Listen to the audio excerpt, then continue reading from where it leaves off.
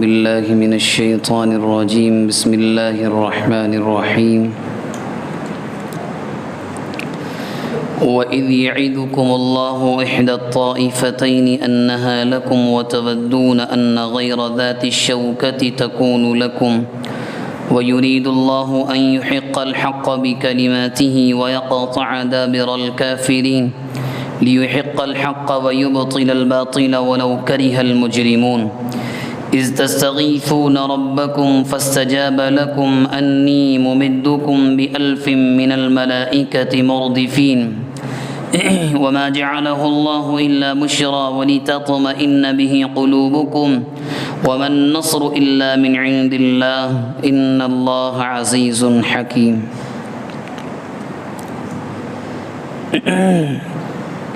آج 16 رمضان کے ایام ختم ہو چکے ہیں، رمضان کے 16 ایام،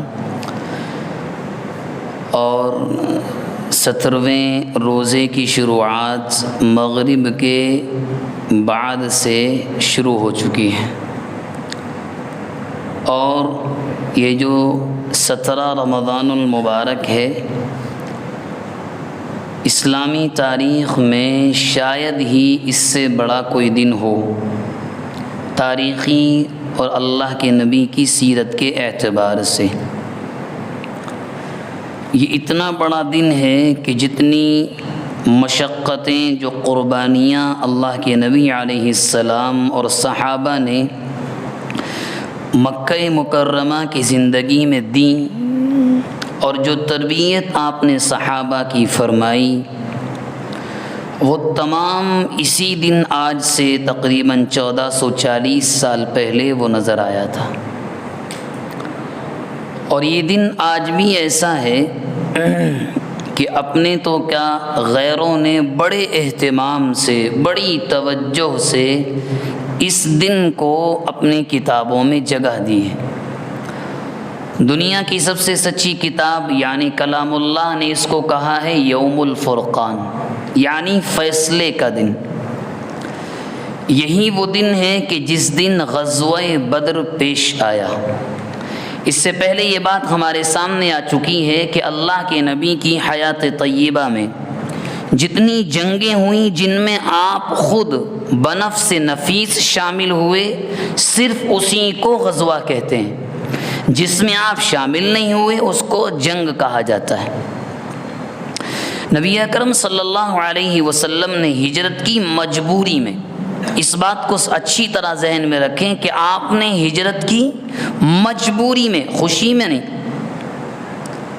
اور آپ نے جب الوداعی نظر ڈالی کعبۃ اللہ پر تو حدیث شریف میں الفاظ موجود ہیں کہ کعبہ میں تجھ سے جدا ہونا نہیں چاہتا، مگر یہ قوم یہاں پر رہ کر مجھے اللہ کی عبادت کرنے نہیں دیتی، میری مجبوری ہے۔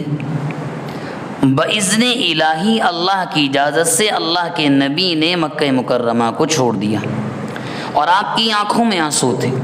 مطلب کیا نکلا؟ مجبوری میں آپ کو اپنا آبائی وطن اور شہر چھوڑنا پڑا، آپ چھوڑ کر آ گئے۔ ایک بات اور ذہن میں رکھیں، جب تک اللہ کے نبی مکہ مکرمہ میں تو حکم کیا تھا؟ فاصبر کما صبر اولو العزم من الرسل ولا تستعجل لهم۔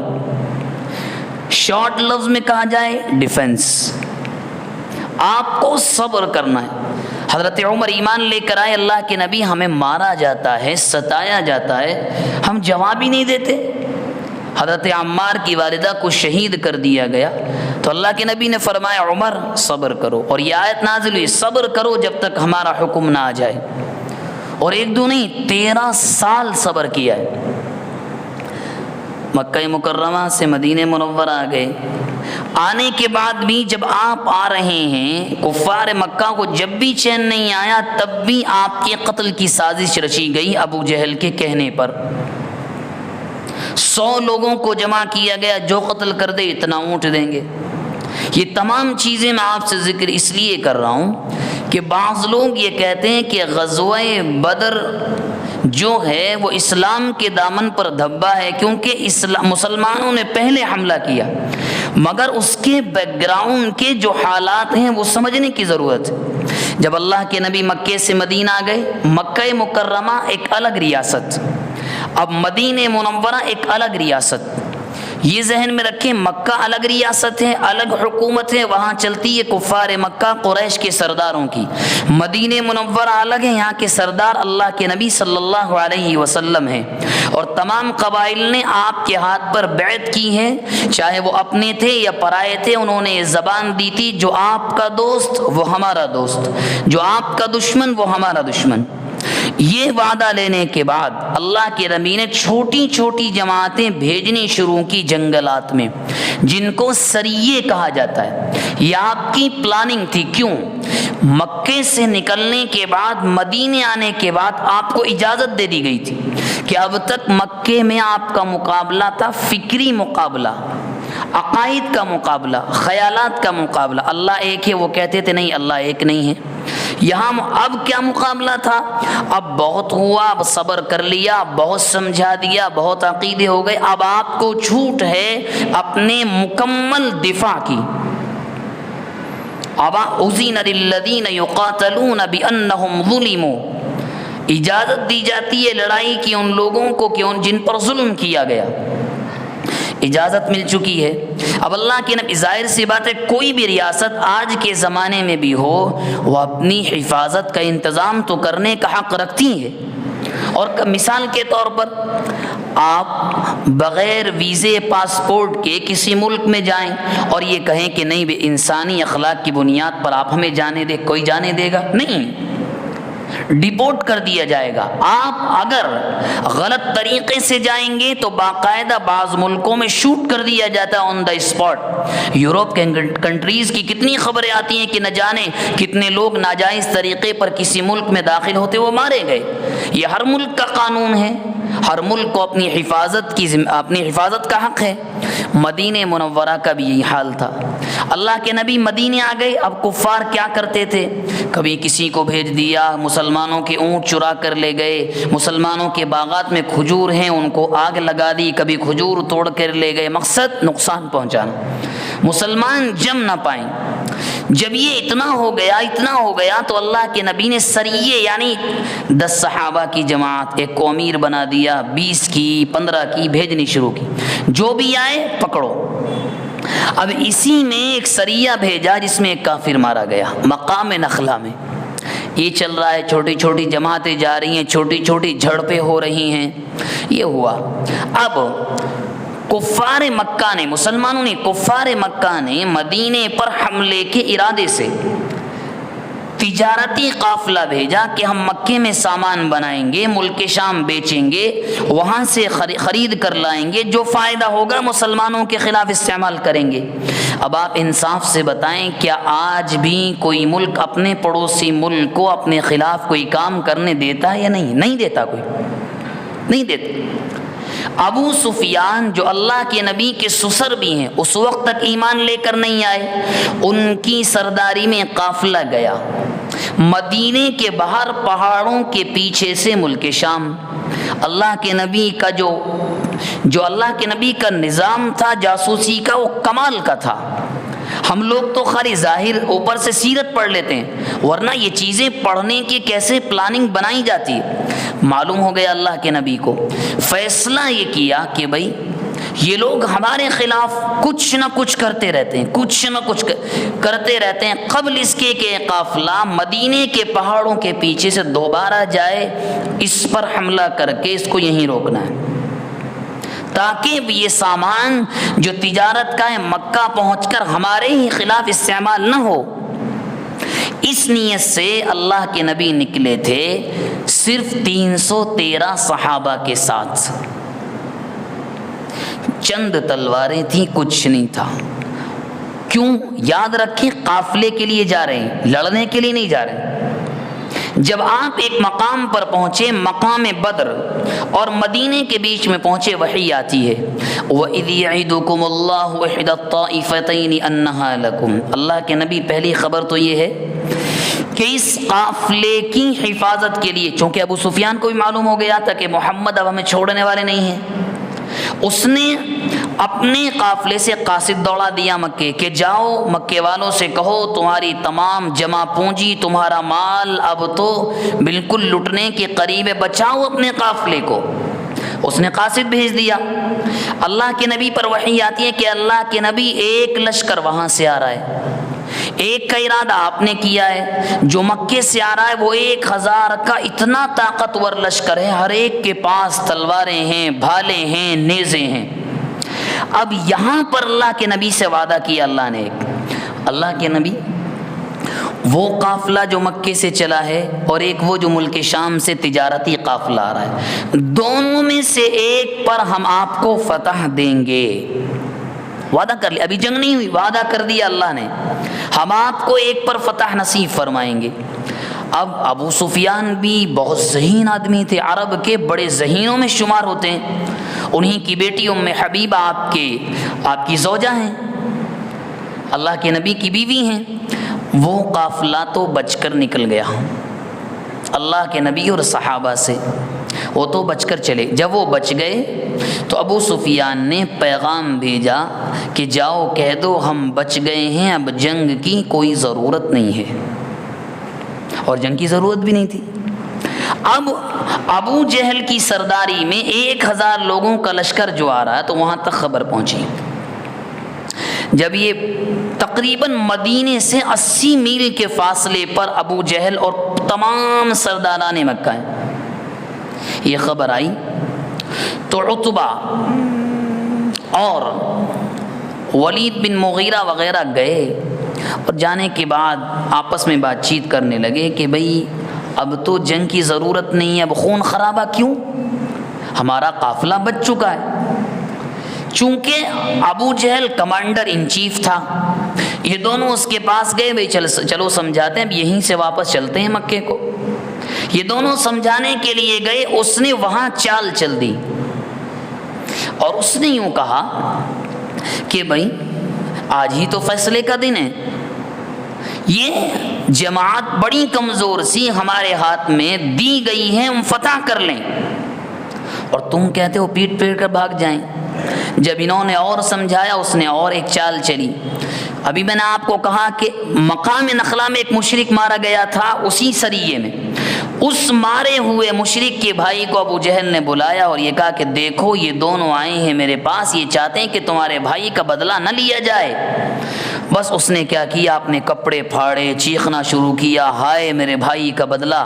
اور عربوں میں تو یہ ایک پرانی رسم اور رواج ہے کہ اگر کپڑے پھاڑ کر کوئی مدد مانگے پھر تو مدد کرتے ہیں بس۔ لیکن وہاں پر ایک جملہ عتبہ نے کہا تھا ابو جہل سے، میں نے سمجھایا ہے، اور بلکہ ایک تانا دیا تھا ابو جہل نے، انہی کا بیٹا عتبہ کا بیٹا اللہ کے نبی کے ساتھ تھا جو صحابی تھے، ان کا نام تھا حذیفہ۔ تو ابو جہل نے کیا کہا، بیٹا سامنے آیا ہے تو پیٹھ دکھا کر بھاگنے لگے، اور عربوں میں بزدلی کا تانا بڑا خطرناک ہوتا ہے، وہ برداشت نہیں کرتے۔ تو عتبہ نے یوں کہا، یہ تو کل صبح کو پتہ لگے گا کون بزدل ہے۔ دونوں لشکر آمنے سامنے ہوئے، اللہ کے نبی نے تہجد کے وقت دعا مانگی بڑی رو رو کر، اے اللہ اگر یہ جماعت ہلاک ہو گئی، آپ کی عبادت روئے زمین پر آج کے بعد نہیں کی جائے گی۔ بہت رو رو کر آپ نے دعا مانگی، اور ایسے جملے اللہ کے نبی نے کہے کہ دل لرز جاتا ہے کہ مولا یہ صرف آخری جماعت، اس کو تیار کر کے لایا ہوں۔ آپ نے دعا مانگی۔ اس سے پہلے کہ ایک دو واقعات آپ سے ذکر کروں، آپ جب مقام بدر اور مدینے کے درمیان ہیں تو آپ نے جب یہ آیت اتر گئی کہ ایک جماعت پر ہم آپ کو فتح دیں گے، تو اللہ کے نبی نے مجلس مشاورت بٹھائی، تمام صحابہ روک لیا، مشورہ کیا، مجھے مشورہ دو کیا خیال ہے۔ حضرت ابو بکر کھڑے ہوئے بڑی شاندار تقریر کی، عمر کھڑے ہوئے بڑی شاندار تقریر کی، حضرت مقداد بن اسود کھڑے ہوئے بڑی شاندار تقریر کی، مگر اللہ کے نبی نے کوئی اہمیت نہیں دی۔ اچھی بات ہے، اور مشورہ دو۔ اللہ کے نبی کا اشارہ تو کسی اور کی طرف تھا۔ اب یہاں جتنے بولنے والے تھے سب مہاجر صحابہ تھے جو مکے سے آئے تھے مدینے۔ اللہ کے نبی جواب چاہتے تھے ان سے جن کے پاس آپ آئے تھے سب کو چھوڑ کر، یعنی انصار سے۔ انصار سمجھ گئے کہ اللہ کے نبی ہم سے کچھ پوچھنا چاہتے ہیں، کیونکہ اللہ کے نبی نے بیعت عقبہ میں، یعنی جب مکے میں تھے حج کے موقع پر، چند انصار مدینے کے رہنے والے گئے تھے، ان سے وعدہ کیا تھا مدینے میں رہ کر ہم آپ کی حفاظت کریں گے، اب ہیں آپ مدینے کے باہر۔ تو حضرت سعد بن عبادہ کھڑے ہوئے اور کہنے لگے اللہ کے نبی لگتا ہے کہ آپ کا اشارہ ہماری جانب ہے۔ اس کے بعد کہا اللہ کے نبی یاد رکھی، وہ بات پرانی ہو چکی، آمنا وصدقنا، ہم آپ پر ایمان لائے ہیں، آپ کی تصدیق کیے، اب ہمارے پاس دوسرا کوئی آپشن ہے ہی نہیں، سب کچھ ختم ہے، آپ جو کہیں جیسا کہیں ہم راضی۔ اللہ کے نبی کا چہرہ خوشی سے کھل اٹھا۔ اس کے بعد آپ چلے، دونوں لشکر آمنے سامنے آ گئے، کفار مکہ بھی مسلمان بھی۔ اب وہاں مبارزت ہوتی تھی، یعنی پہلے چند مضبوط لوگ دونوں لشکروں سے نکل کر مقابلہ کرتے تھے۔ ادھر سے ابھی آپ کو یاد ہوگا جو ابو جہل نے تانا دیا تھا، عتبہ کا چھوٹا بیٹا ولید، اس کے بعد عتبہ کا چھوٹا بھائی شیبہ، یہ تینوں نکل کر آئے۔ ادھر سے 3 انصار گئے۔ اب آپ کو معلوم ہی ہے کہ اس زمانے میں قریش اپنے آپ کو بہت بڑا سمجھتے تھے اور لوگ بڑا مانتے تھے۔ 3 انصار گئے تو انہوں نے کیا کہا، تم کون ہو؟ کہا ہم انصار ہیں، مدینے کے رہنے والے۔ تو تانا دیتے ہوئے کہا ہم کسانوں سے نہیں لڑتے، جاؤ، مدینے میں کھیتی ہوتی تھی، ہم کسانوں سے نہیں لڑتے، جاؤ۔ اللہ کے نبی نے بلا لیا۔ پھر 3 کو بھیجا اللہ کے نبی نے، حضرت حمزہ، حضرت علی، اور تیسرے گئے جو جا رہے تھے عتبہ کے بڑے بیٹے حذیفہ۔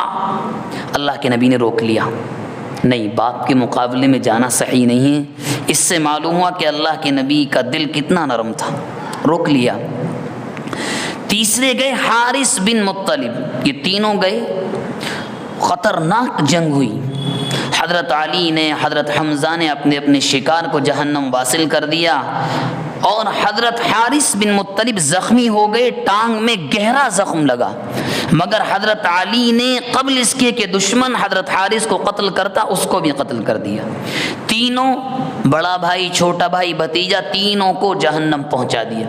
اس کے بعد جو خطرناک جنگ ہوئی ہے، جو تاریخ اسلام کا بڑا اہم حصہ ہے، اور سب سے اہم بات اس میں یہ ہے کہ قریش کے 70 لوگ مارے گئے، 70 گرفتار ہوئے۔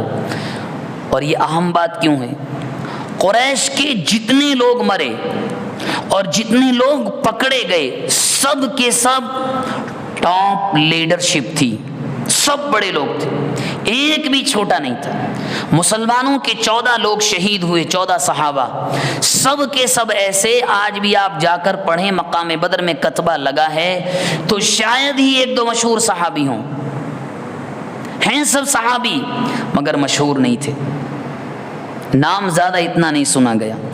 جتنے بڑے قریش کے، ابو جہل 2 بچوں نے قتل کیا، عبداللہ بن مسعود اس کے سینے پر چڑھے تو متکبر شخص آخری وقت بھی یہ کہتا ہے ذرا گردن یہاں سے کاٹنا، دنیا مجھے نیچا نہ سمجھے۔ بڑے بڑے ٹاپ کی لیڈرشپ ماری گئی۔ اور کیوں اللہ نے یہ کیوں ہوا؟ پھر اللہ تبارک و تعالی نے وہی ابو جہل کی بات کا جواب جو اس نے کل کہا تھا، ارے اب تو یوم الفرقان ہے، اسی کو قرآن میں نقل کیا کہ دیکھو تم کیا سمجھ رہے تھے، ہم نے کیا کر کے دکھایا۔ یہ تھا یوم الفرقان، غزوہ بدر کا دن۔ 14 صحابہ شہید ہوئے، اور ان 14 میں ایک وہ صحابی بھی ہیں جن کی ٹانگ میں زخم لگا تھا۔ مدینے آتے ہوئے، مدینہ پہنچنے سے پہلے یہ اللہ کے حضور چلے گئے۔ یہ 14 صحابہ شہید ہوئے اور 70 جو ہے گرفتار ہو کر آئے۔ وقت بہت ہوا ہے، 1-2 باتیں ذکر کر دوں۔ ان گرفتار لوگوں میں ایک اللہ کے نبی کے داماد بھی تھے، اور گرفتاروں کو لا کر کے باندھ دیا گیا مسجد نبوی کے صحن میں۔ جب باندھ دیا گیا تو بڑا مشہور ہے، سورہ انفال کے آخری رکوع میں ہے کہ مشورہ ہوا کیا کرنا چاہیے۔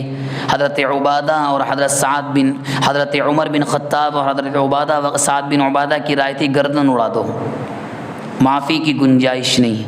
اور انہی حضرت عمر کی رائے کے مطابق قرآن بھی اترا، ما کان لنبی ان یکون لہ اسری حتی یثخن فی الارض، کسی نبی کے لیے مناسب نہیں ہے کہ تم چھوڑ دو، ان کی گردن مارنی چاہیے تھی، لیکن حضرت ابوبکر بولے معاف کر دو، ایسا کرو جو مالدار ہے اس سے کچھ مال لے کر چھوڑ دو، جس کے پاس کچھ نہیں اس سے کہو کہ ہمارے بچوں کو پڑھائے، یہ کہا۔ لیکن ان میں تھے اللہ کے نبی کے داماد جن حضرت زینب کی شادی پہلے ہو چکی تھی، انہی کے شوہر تھے، ان کو بھی باندھ دیا گیا۔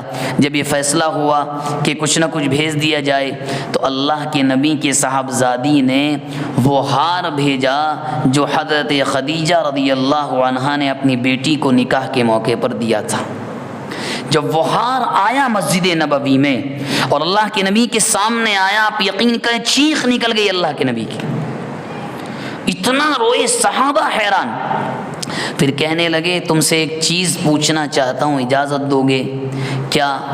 بولے یہ ایک ہار ایک ماں کے پاس ایک بیٹی کی یادگار ہے، تم اگر کہو تو میں ان کو معاف کر دوں اور اس ہار کو واپس بھیج دوں۔ پوری مسجد نبوی صحابہ کی چیخوں سے گونج گئی۔ یہ جو ہم آج کل سوچتے ہیں کہ بڑی آسانی سے اسلام میرے آپ کے پاس پہنچ گیا، سوچئے کہ انسان ایک سسر اور ایک ساس اپنے داماد کو بیٹے سے بڑھ کر چاہتے ہیں، اللہ کے نبی کے سینے پر کیا گزری ہوگی۔ ایک منٹ کے لیے بیٹھ کر آپ چیخ رہے ہیں اور روتے ہوئے کہہ رہے ہیں اجازت دو گے تو ایک بیٹی کے پاس اس کی ماں کی یادگار کو رہنے دوں۔ اس ہار کو واپس کر دیا اور ان کو پھر ایسے ہی چھوڑ دیا گیا۔ یہ تھا غزوہ بدر، اور یہ باقاعدہ ایک تو انگلش میں کہا جاتا ہے ہلکا سا دھکا دینا، پش کرنا، انگلش میں ایک ورڈ آتا ہے PUTCH، یعنی ایسا دھکا جڑ سے اکھاڑ دو۔